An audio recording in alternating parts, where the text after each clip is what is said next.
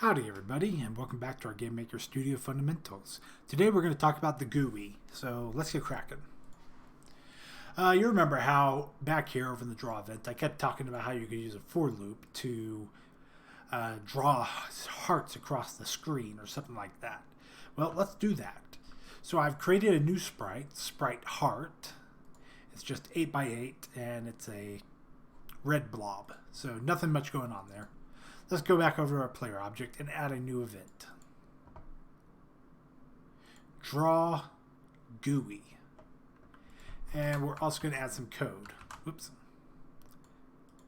We're going to want to take this code here that we previously set up for the text. Just copy and paste it. Let's put you as 4 and you as 0. And instead of drawing some text, we're going to want to draw a sprite. Underscore heart, frame 0, and we are going to want to delete this little bit and take you over here. Whoops. Take you over here, add you right there. So now we should be able to draw the sprite, the heart sprite, to the GUI layer. Let's take a look. And as you can see, there's our hearts, 1, 2, 3, and 4. So you might be wondering, okay, well, I'm drawing this at 32 by 16, which would be the exact same place where the hello world is. So I shouldn't be able to see these hearts because they're drawing right up. They should be drawing right there. But the GUI layer is independent of what your view is.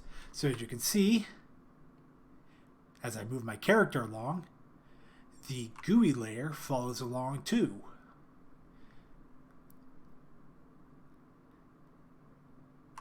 So that's the power of the GUI layer. The GUI layer allows you to draw things onto the screen that stay in the same place. And it's great for drawing things like your hearts or your currency or anything else that you might want to draw on the screen that has a static presence. And by using it, then you can have them there. You can also change the size of your GUI. By default, the GUI size is the same size as your application surface, which is the same size as your camera width and camera height by default. So if we want to change that, so let's say we want to get some high resolution graphics. So we want to make sure that our application, our GUI surface is, actually, strike that. I said that the GUI is the same size as your camera properties. No, it's the same size as the viewport. It's the same size as your window, which is the same size as your application surface. So we say display underscore set underscore GUI size, and we have 1920 by 1080, so let's do 1920. What's 1920 by 2? 3840. 3840 by 2160. So let's get some 4K sprites onto there. Let's take a look.